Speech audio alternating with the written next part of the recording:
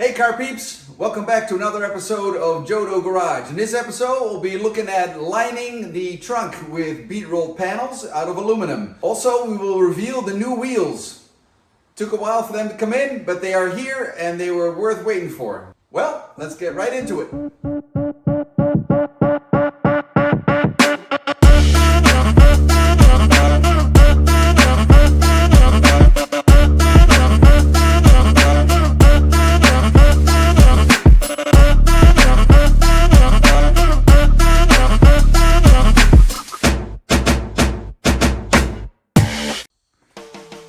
As mentioned, the entire exhaust system is gonna end up in the trunk, and to insulate the bottom where the black box underneath is a little bit, and to dress up the bay, I'm making a frame that's gonna sit on here out of 3/4 square stock, and then that's gonna be clad in aluminum that I'm gonna bead roll, and then the rest of the entire trunk is also going to be finished with aluminum.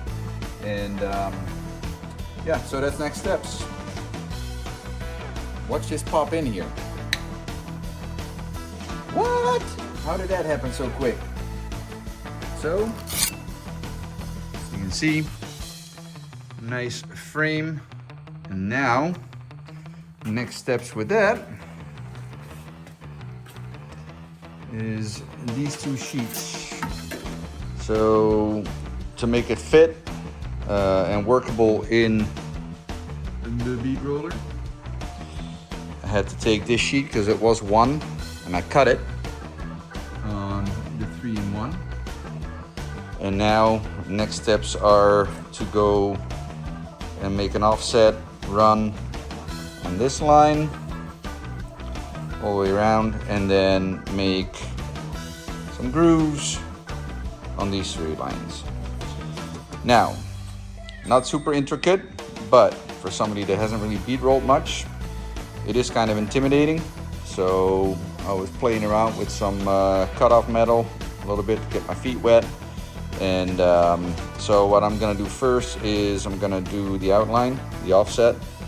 I'm gonna do all 4 panels. There's 2 more over here. All 4 panels on one setting on the bead roller, and then if I don't like how deep it is, then I can do it a little bit more and do that again. Now, one thing with bead rolling is they say to pre-roll it on the English wheel so that you get some pre-stretch, otherwise it's gonna warp. So I'm still thinking about how I'm gonna tackle that one. And I don't know if it's necessary for these offsets, but I guess it is necessary for these. So a little bit more research before we start. Here's the learning.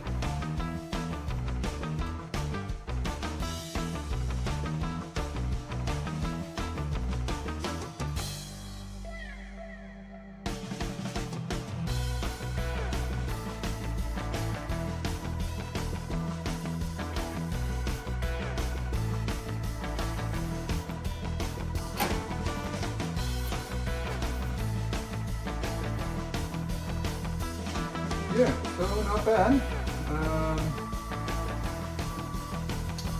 Got a decent bead in it.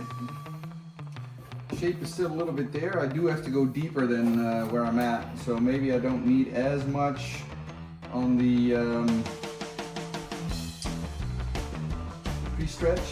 I got pre-stretch a little too aggressive, but yeah, the idea is there. So we'll go pre-stretch this side a little bit, and then roll this one. Right, a quick search told me that the male die is the top, the female die is here. And if this is the male die and you're gonna pre-stretch, you also have to have the flat die on the top, which I did here, and the female die on the bottom. So I pre-stretched this. You can see that it's kind of got a little hook going here, and with the way we're gonna bead roll it, this is actually gonna be pressed down. So hopefully, once we do that, I'll take that shape that I put in it out and put the shape that I want. Guess we're gonna find out.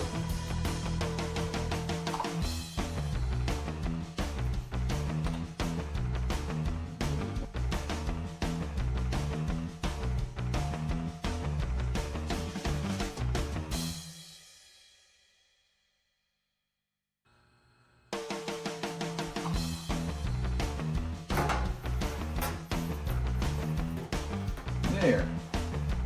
That was a pretty clean pass. And I made a nice dimple. I do want to go deeper, but I do want to make sure that I do both of the panels, the left and right hand panels to the trunk, before I go any deeper, so that I make everything the same depth all the way across. Went with a little bit less aggressive bottom die on the bead roller for this one, just to kind of see what the difference would be. And yeah, so we'll find out if there is a difference or not.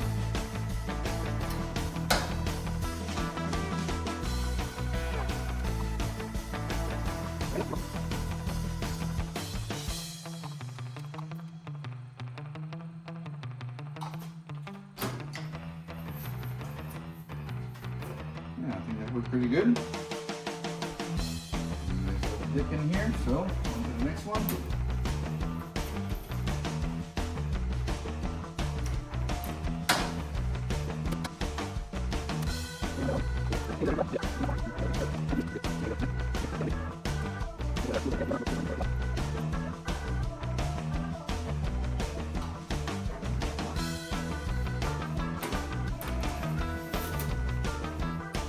All right, that is the two sides.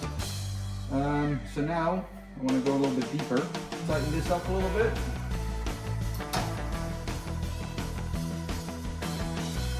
Get tighter. And then we can do that process again.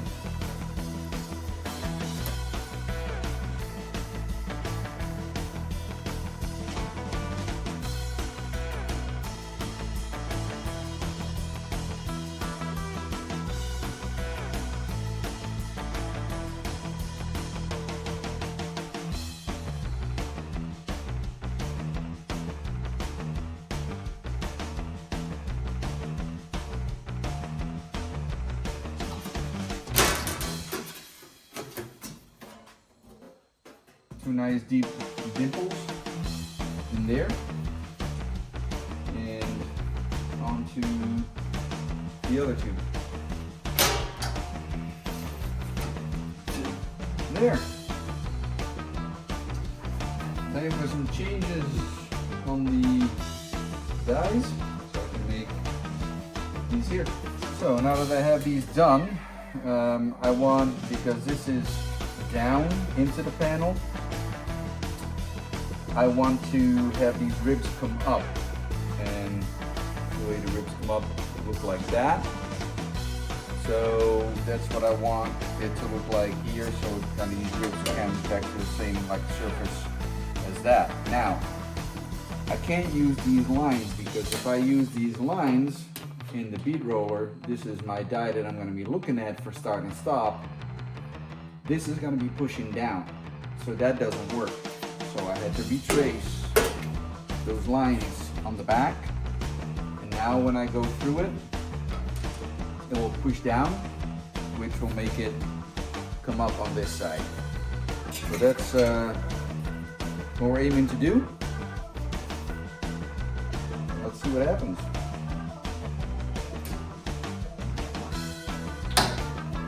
It's hard to see the front and the side. That looks good. There's nothing.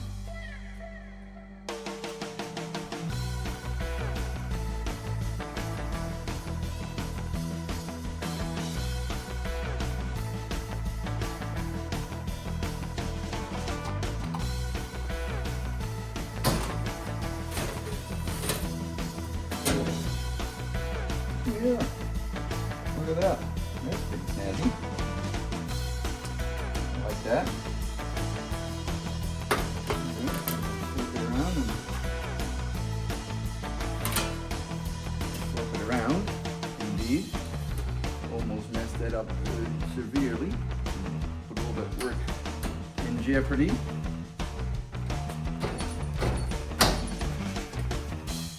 Glad I caught that.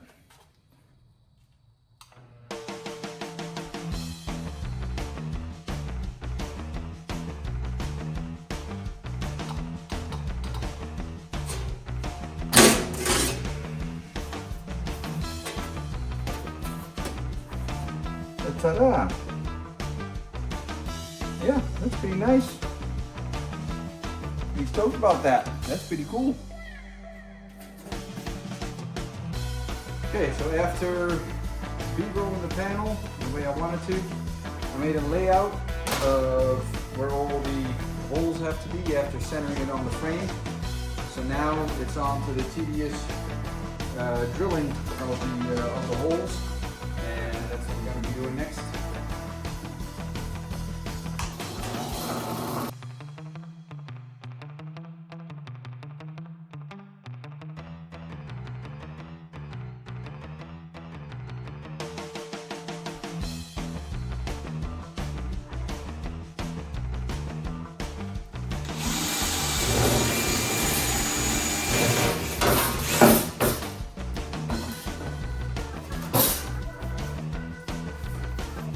There, those are all the holes that we need for that. And then that transfers back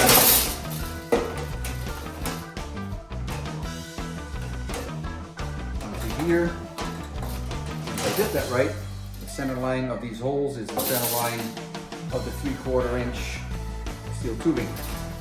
So then, eventually, we're going to spray paint the frame, obviously, put some caulk on top, then put this in with rivets. So the next step is securing the metal to the frame, and an easier way to do that and to keep things aligned is by using clecos. For those of you that don't know clecos, this is a cleco. It's a spring-loaded tip right here that expands in the resting position and gets narrower when you push the plunger, and you do that with a tool like this. So now it's in there.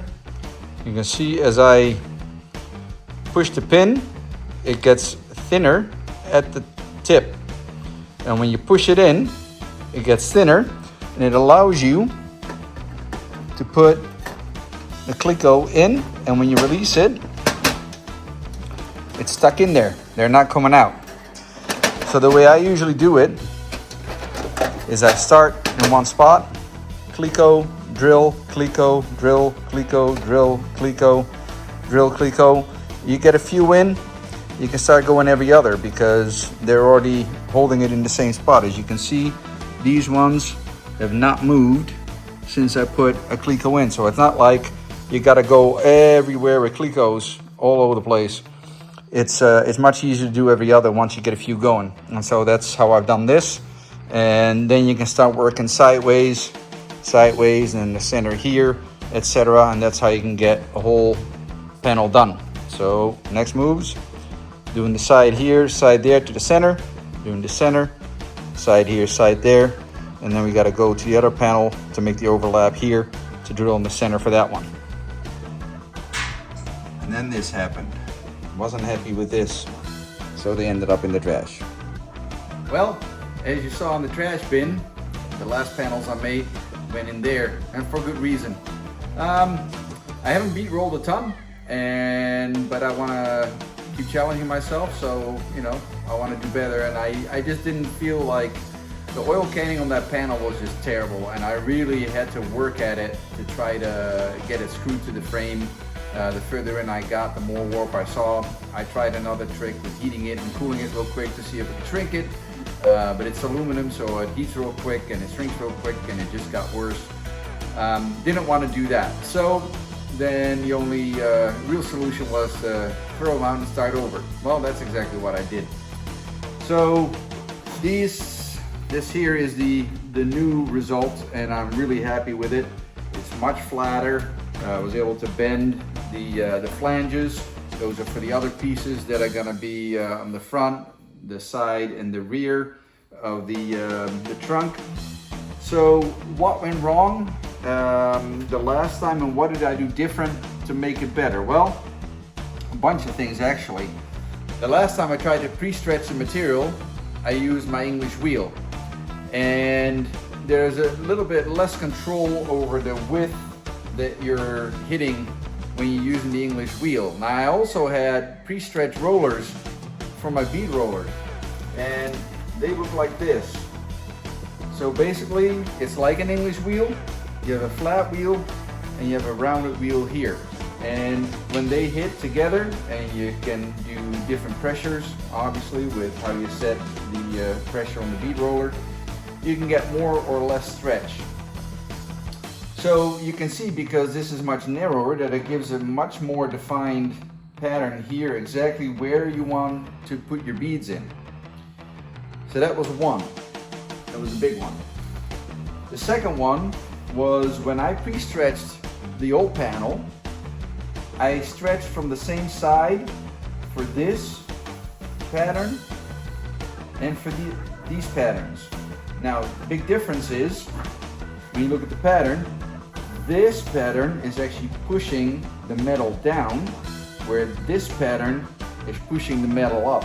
So when I redid it, I also did the pre-stretching from the opposite side.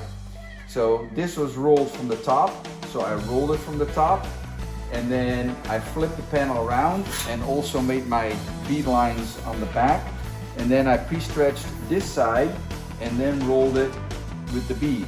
So that made the panel much flatter. And then the last big difference that I did is, on the first time I did the first panel, I set the dies for the depth that I wanted, but then I kind of cranked it to that, like right away. And when you're stretching the metal right away to a very deep, thick depth, a deep depth, you get more warpage in the panel. Second time around was I put the bead roller basically so that I could just get the metal in between, and then I went a turn. I rolled it like that, then I gave it a half a turn more, rolled it back, and then gave it another half a turn and rolled it the other way again. So instead of doing this and this in one step, I did it in 3 steps, and that also helped make it less warped. So again, pre-stretch with the bead roller, bead rolling from both sides, pre-stretching from both sides, and then go in steps to get my depth. And look at this now. It's quite nice. So the only thing that's left now to do this is working on the edging of the, or rounding I should say, of the beads. And to do that, and this is not something I invented, and you know, people do it all the way around, but basically got a hole punch, and the hole punch, I cut the top part off, so basically half. And then to try and line it up with the width of my bead, I figured that the outside circumference here, that's basically the width of my bead. And then I took a die grinder and I cut out the inside, the test, and basically kept creeping up on the edge until I got an edge that's about yay thick, about 1 millimeter or so, maybe a 16th. And at that point, when I was doing tests, I was getting nice results. So this is where it's at. A little bit nervous about doing this because I have to do 12 per panel, and if they don't look good, I gotta redo the whole panel. So I'm not really wanting to do that. That's why I did a bunch of practice runs. and we should be good. So if I go in, I can't go back. I wanted to do this in one panel for the trunk, but my bead roller is not big enough to basically hold that whole panel, so I had to cut it in half. Therefore, I had to calculate an overlap, and then we'll do the overlap with this, and we'll get a beautiful overlap, and it looks real nice and tidy, just like factory. So, without further ado, onto this. So I measured distance from the flange to the bead, so that per three, they're all exactly the same, so that it looks nice and tidy. So basically, you see there's an edge on each side of the bead, and then there's the black line. So I'm gonna put the black line on the back end and then line up the sides with the sides of the bead.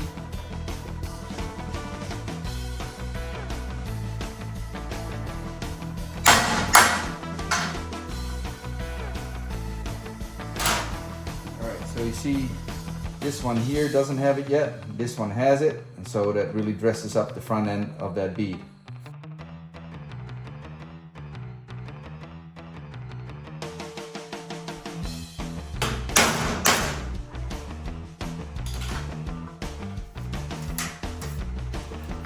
Alright, so now we've got 6 rounded edges. Continue on the top and then go to the other panel. So again, there's a step in this. So it basically makes a little step up, and it's about the material thickness. With the aluminum, was working real nice. I tried it on the other panel. That was really good. So we're gonna do it on here. And basically you put it on, hit the lever, it squeezes, and I do about a 50% overlap every time I move it sideways.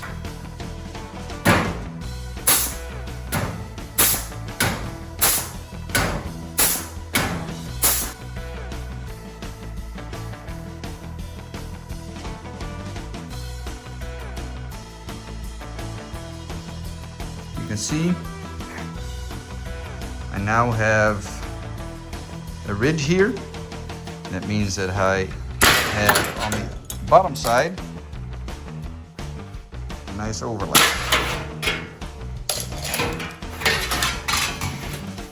You can see that. And you can see I tried to be fairly consistent with my overlaps. Pretty decent. Here and there, there's a little bit different spacing, but that's like the 50% overlap that I was talking about. So now this can be overlaid on the other half of the panel. So let's go for a little test fit and see what we like or not. And that is what it looks like in the car. So I had to make a couple of quick relief cuts because of the overlap there.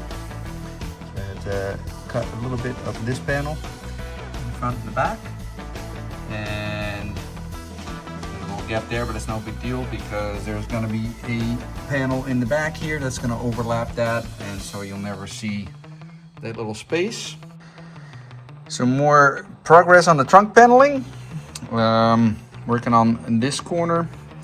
So basically built this piece and this piece were supposed to be one piece, which I had made one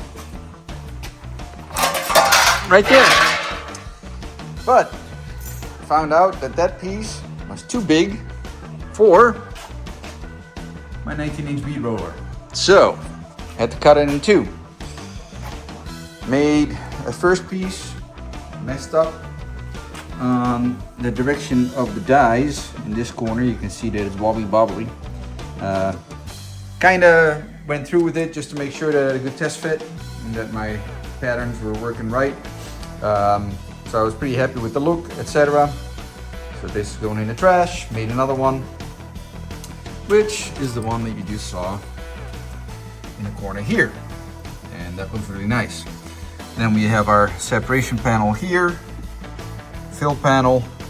This is going to be a removable panel, so you can get to the gas fill line that's behind here, and one of the control modules is also going to be housed back there. And now we are working on the fill panel in this corner, which we have here. And once again, made a cardboard template, and we got to cut this now. Got my 3/4 inch flap or lip, however you want to call it. That's going to tuck behind that piece over there, and then we can, in that scenario, that's going to be riv nuts with bolts. Everything else is going to be riveted up to that point, but I want this panel again to be removable so I can get to that stuff. So that's going to receive some riv nuts. So we are going to take this panel, get it cut, and get it bent. So over to the 3-in-1. This thing is very nice. It will give you ability to cut real nice straight lines with the shear, up to 90-degree bends, approximately, with the fingers. And there's 10, 8, 6, 4, 2-in-1 size inch fingers. And then the slip holes up here. The stabilizer comes down and it actually holds the piece in place so that as you're cutting it, it's actually going to keep it where it needs to be. Okay, so now I have the panel. It's going to sit like this into the trunk area in the corner. And then I marked myself, I wrote flap up. So I remember that this flap has to come up when I bend it. And in this case, again, it's a 90 degree. So we'll line it up. Bend it, boom, nice flap, there we go. And there we have it. Sits nicely in there. Right now the lip is on the outside. Of course, this is going to come out and that lip is going to disappear behind this panel for a test fit. This is where we're at. So that kind of concludes this whole corner. Now we're going to start working on that corner to make that corner look and match this corner. So as mentioned, center punching. Give yourself a good center punch. And generally click it twice.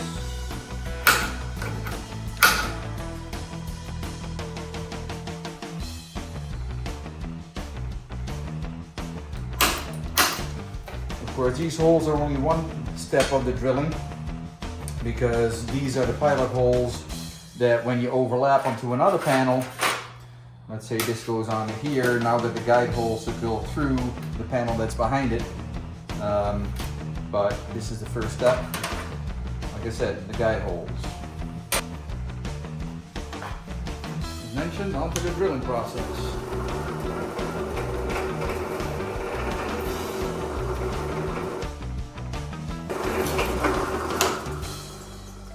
For those of you that have looked at my other videos, you may have seen that the first car I built was a Factory 5 Daytona Coupe.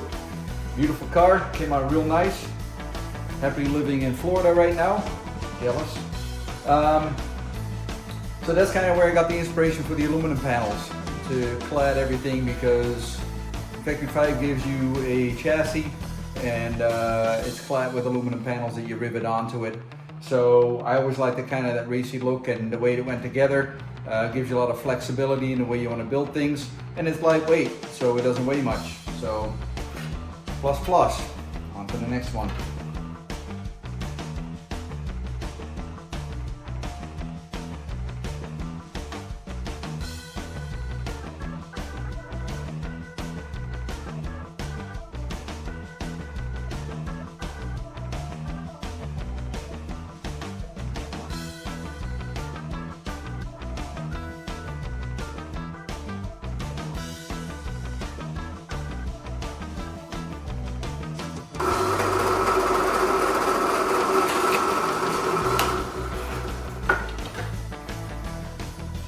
There, so now that we have all the quote-unquote pilot holes, we can put all these panels back into the car.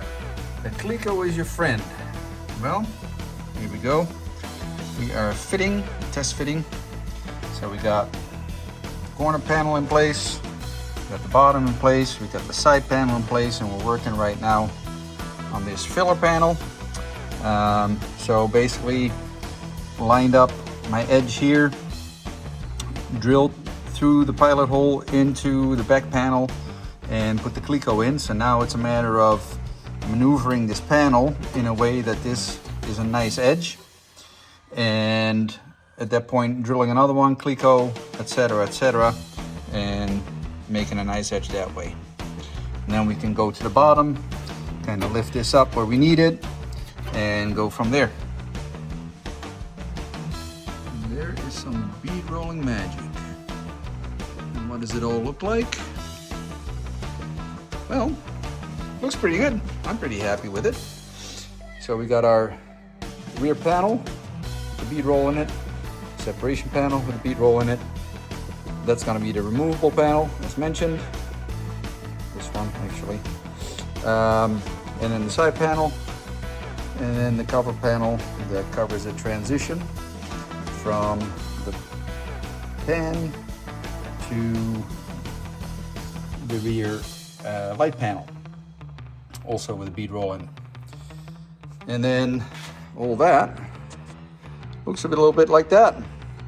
That looks pretty damn nice. Pretty happy with that.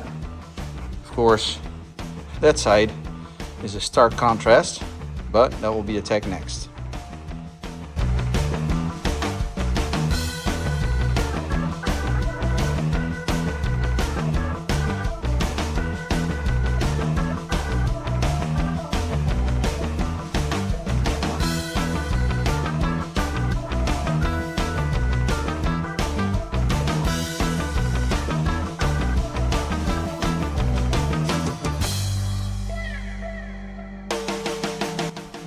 Seven months ago, I started looking for wheels. Now, if you've seen my other build, the Daytona Coupe from Factory 5, they had nice Brand style wheels. They were 17 inch. 17 inch and 18 inch were gonna be a problem. Why? Well, the original Mach 1 has a large brake package, 50 inch rotors with big calipers on there. Does not fit a 17 or 18 inch Brand wheel, which is the only thing that I could find. So, enter a company called KRNC Wheels. Not sponsored, had to pay for these. However, they have a program where you can pick your own wheels and build them the way you want. You want the lip a certain color, you want it chrome, you want it black, you want it red, done. You want the spokes a different color, same color, chrome, done. Nice thing is, before you even put a down payment down, they'll give you a rendering so you know exactly what your wheel's gonna look like. And then they're going to build them. Now, original time frame, 6 to 9 weeks, turning into 7 months. Guess what? Today, they came. And man, was it worth the wait. And without further ado, I'll show them to you. Can you believe this? Look at that. Beautiful. Bronze inners.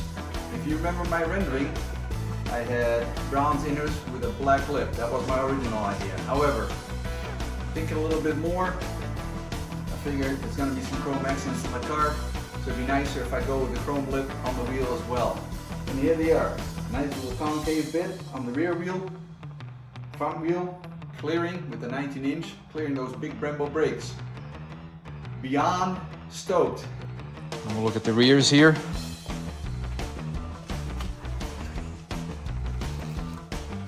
Nice spinner. You can see it's got a nice bit of concave to the wheel, which I like. And then we got the front with the big Brembo brakes. Yeah, that's sweet. Well, that was a ton of work, but it came out real good and real happy with the results of that trunk. Now, those wheels, yeah, those are really gonna make the car stand out. Really happy with those as well. Next episode, we'll be working on the exhaust. Tune in again. See you then.